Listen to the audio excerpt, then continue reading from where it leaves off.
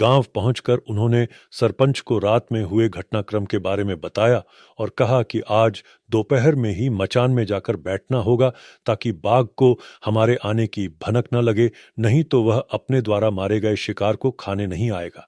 अब वो लोग दोपहर का भोजन करने के बाद वापस मचान पर चले जाते हैं, किंतु जब वो लोग देखते हैं तो उन्हें बाघ के द्वारा मरा गया शिकार लगभग पूरा खाया हुआ दिखाई देता है।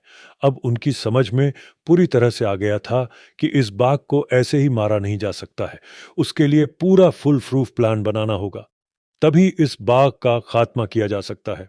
अब डंग साहब कहते हैं, हमारे जाने के बाद बाघ आया होगा जो हम पर पहले से ही नजरें जमा के बैठा होगा।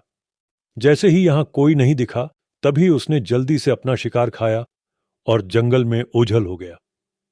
इसीलिए अब यहां रुकने से कोई फायदा नहीं। वो बाघ इतना चालाक है कि जब तक हम यहां रहेंगे वो यहां नहीं आने वाला। इस तरह वो लोग वापस गांव पहुंच जाते। इन लोगों को इतने जल्दी आता देख सरपंच भी उनके पास पहुंच जाते हैं और जल्दी आने का कारण पूछते हैं। तब पूरा किस्सा उन्हें बताया जाता है कि किस तरह बाघ उन पर नजर बनाए हुए है और उनकी अनुपस्थिति में वह कार्य को अंजाम देता है। हमें पूर्ण विश्वास है कि अब कुछ दिन वह इस गांव में कोई वारदात को अंजाम नहीं देगा। उन्होंने सरपंच से कहा कि इस गांव के आसपास कोई और भी गांव है क्या? इस पर सरपंच ने कहा, हां, बंजर घाट नाम का एक 10-15 घरों का आदिवासी गांव नदी के उस पार है। गनी भाई कहते हैं, क्या वहां जीप से जाया जा सकता है? सरपंच ने कहा, हां, जाया जा सकता है। अभी नदी में पानी कम है तो कोई परेशानी नहीं होगी। आज दोपहर के खाने के बाद वहां चलते हैं। दोपहर को वे लोग बंजर घाट गांव पहुंच जाते हैं तो एक घर में कई लोगों का जमघट दिखाई देता है और रोने बिलखने की आवाज आती है। वो लोग वहां पहुंचकर पूछते हैं कि ऐसा क्या हुआ जो यहां इतना लोगों का जमघट लगा हुआ है। उस गांव का एक आदिवासी विशनपुरा के सरपंच को जानता था। उसने सरपंच को बताया कि कल बाघ ने उनके गांव के भंजनलाल बैगा का शिकार कर जंगल ले गया है। हम लोगों की हिम्मत नहीं हो रही है कि वहां जाकर उसकी लाश को लाकर अंतिम संस्कार कर सके। इस पर सरपंच कहते हैं, हमारे साथ ये 2 शिकारी साहब आए हैं, वो आप लोगों की मदद करेंगे।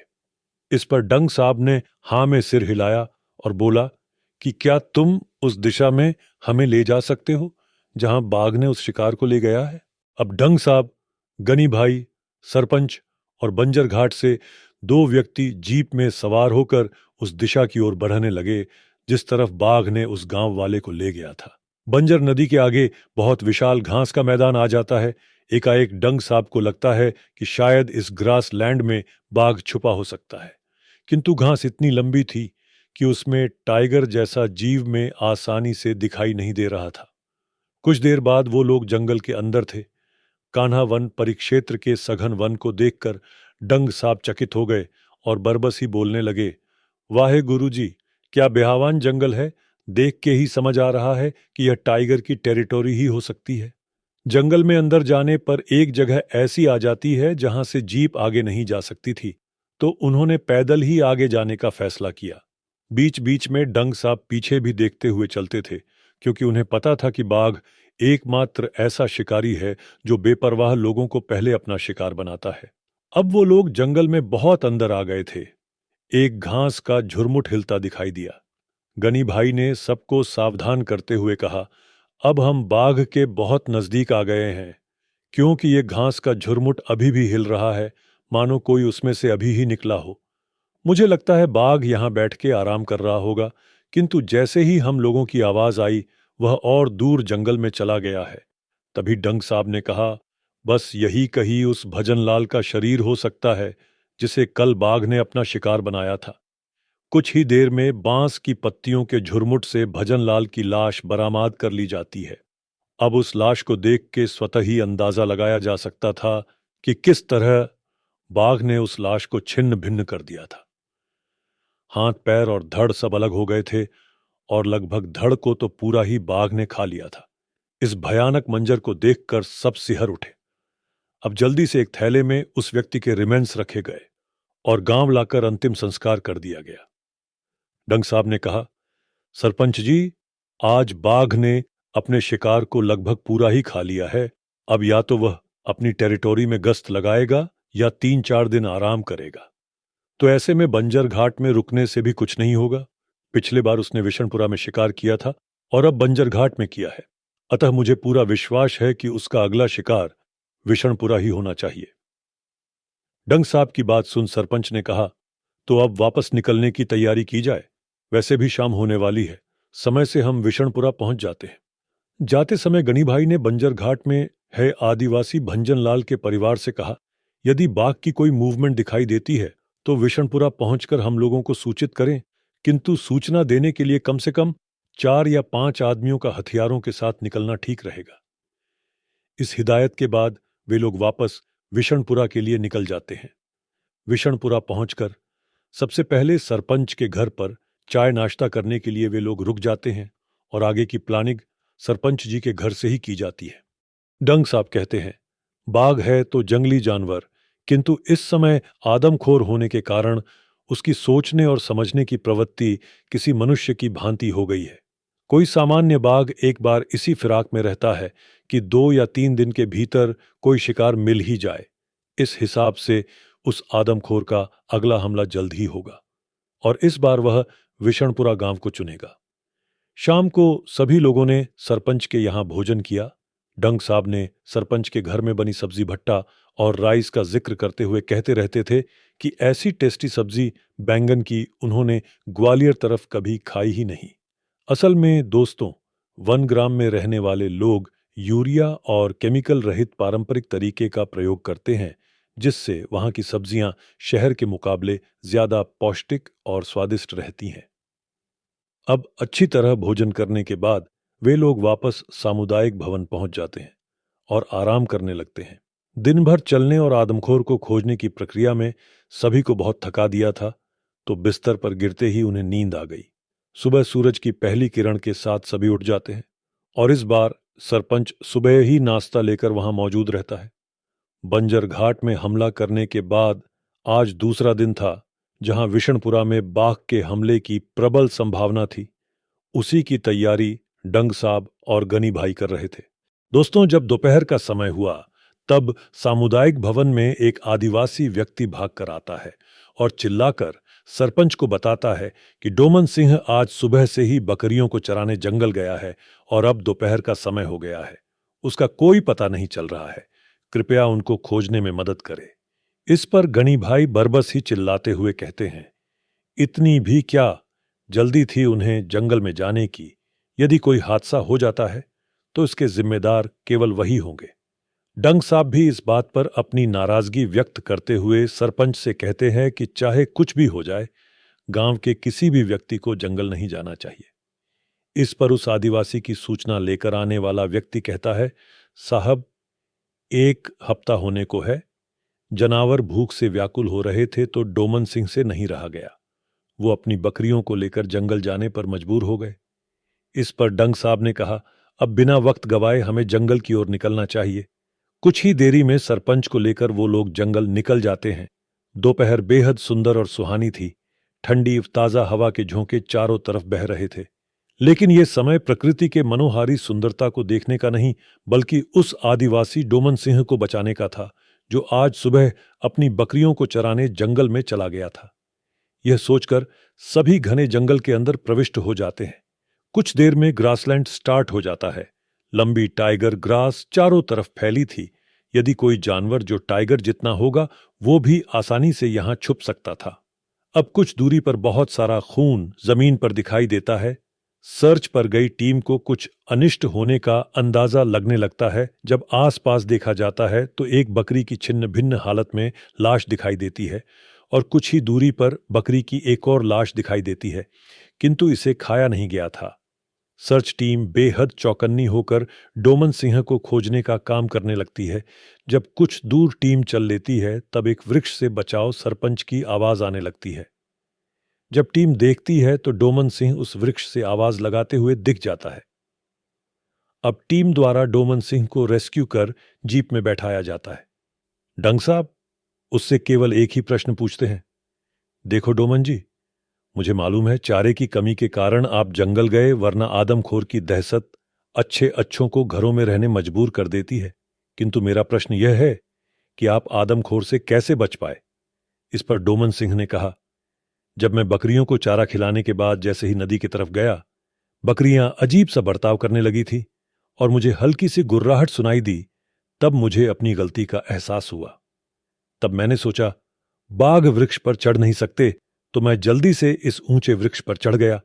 तब बाघ गुस्से में मेरी 2 बकरियों को मार दिया। एक को तो उसने कुछ ही देर में खा गया।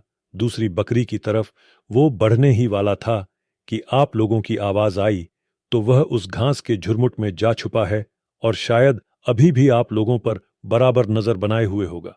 जल्दी से डोमन सिंह को जीप में बैठा के सर्च टीम वापस गांव के लिए रवाना हो जाती है। गनी भाई कहते हैं, आपकी बकरियां तो जंगल में दिखाई नहीं दी, क्या उनका भी शिकार बाघ कर लेगा? इस पर डंग साहब कहते हैं, जानवर अपने घरों का रास्ता जानते हैं। बकरियां वापस गांव आ गई होगी और देखना, जब हम गांव पहुंचेंगे तो बकरियां अपने घरों में मिल जाएगी। इस तरह डंग साहब और गनी भाई वापस सामुदायिक भवन में वापस आ जाते हैं और सोने की तैयारी करने लगते हैं।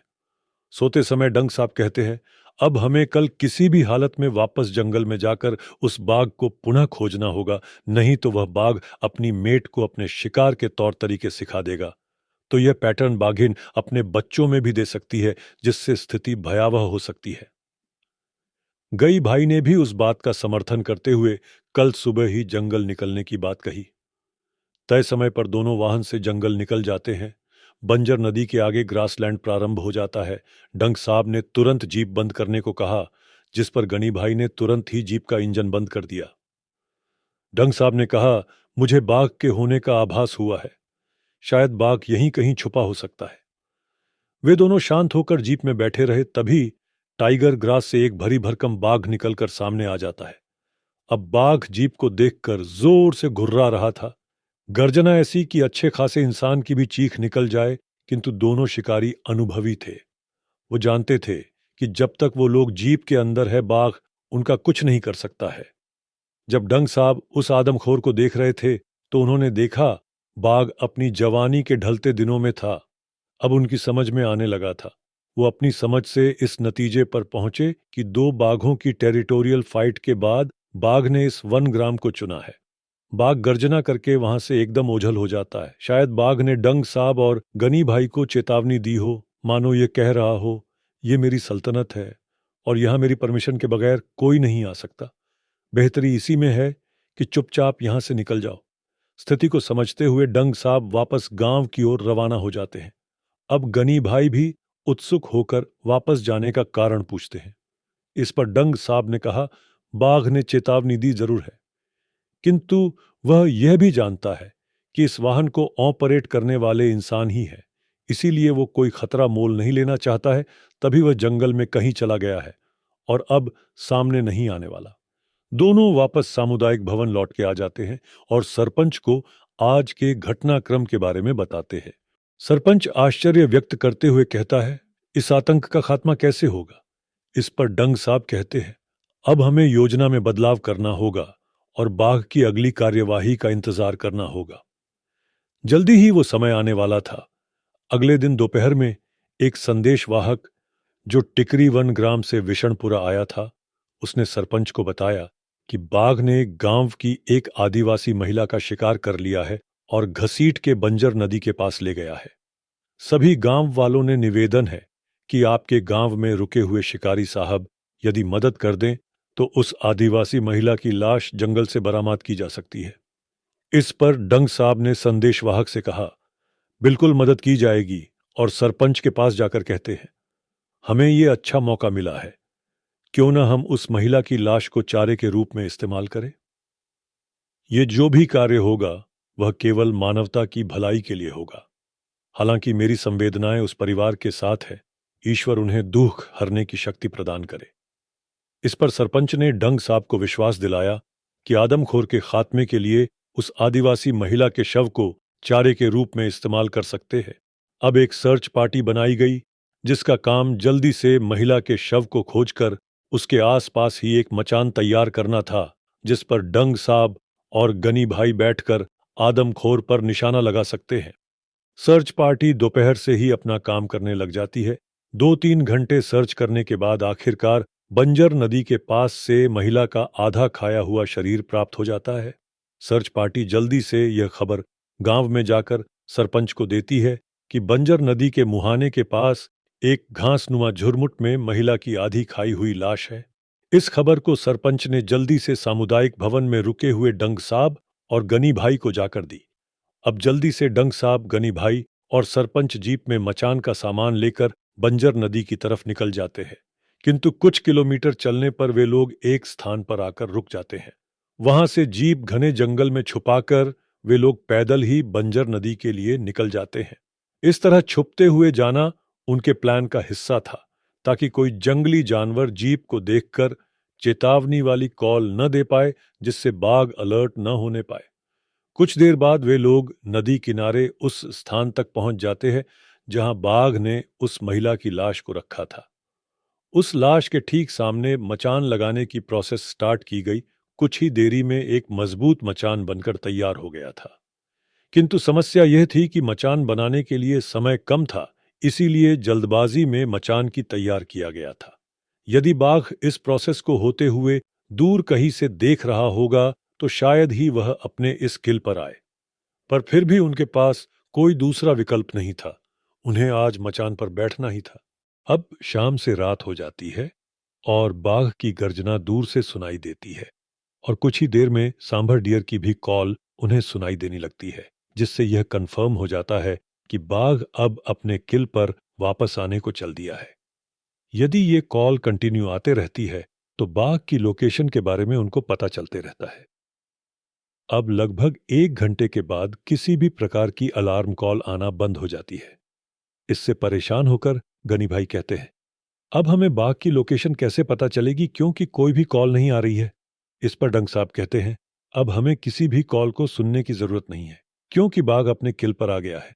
किंतु वह एकदम से अपने किल पर नहीं आएगा जब तक उसे पूर्ण विश्वास न हो जाए कि आसपास कोई खतरा नहीं है।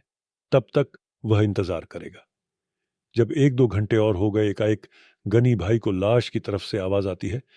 उन्हें समझते देर नहीं लगी कि ये आवाज उस आदमखोर की ही है। यह इशारा ही काफी था कि बाघ अपने किल को खा रहा था। जब उन्होंने आंखें गड़ा कर देखी तो उन्हें बाघ नजर आ गया। ऐसे में डंग साहब ने कहा, 40 फीट की दूरी पर बाघ अपने किल को खा रहा है। जब मैं बाघ को फायर करूंगा तो उसी समय तुम्हें भी फायर करना होगा, क्योंकि बाघ को एक और मौका नहीं दिया जा सकता। ये मौका भी चूक जाएगा तो बाघ न जाने और कितने मासूमों की जान लेता रहेगा। अब डंग साहब ने निशाना मिलाया और 3 तक गिनने के बाद फायर कर दिया। बंदूक की गोली सीधे जाकर बाघ के आंख के ऊपर वाले हिस्से में यानी सिर में जाकर लगती है। बाघ एकदम से वहीं गिर जाता है और पोचिंग करना स्टार्ट कर देता है। उसी दौरान गनी भाई ने भी अपनी राइफल से एक फायर किया जो बाघ की छाती पर जाकर लगती है, जिससे अब बाघ एकदम से शांत हो गया था। ऐसा लग रहा था कि उसने अपनी अंतिम सांसें पूर्ण कर ली है। किंतु मचान से नीचे उतरकर नीचे जाने की हिम्मत दोनों में नहीं थी। उन्होंने सुबह की पहली किरण होने का इंतजार किया। जब सुबह हुई तो उन्होंने देखा एक ऊंचा पूरा नर बाघ जमीन पर गिरा है और उसमें किसी भी प्रकार की हलचल नहीं हो रही थी। सुबह जब गांव वाले वहां पहुंचते हैं तो बाघ को जीप में रखकर गांव ले जाया जाता है और सरपंच के कहने पर पूरे गांव में घुमाया जाता है। इसके साथ ही यह मैसेज भी दिया जाता है कि विशनपुरा के आदमखोर के आतंक का खात्मा कर दिया गया है। किंतु इस इंसिडेंस के बाद पूरे विशनपुरा गांव को मुक्की जोन में शामिल कर लिया गया।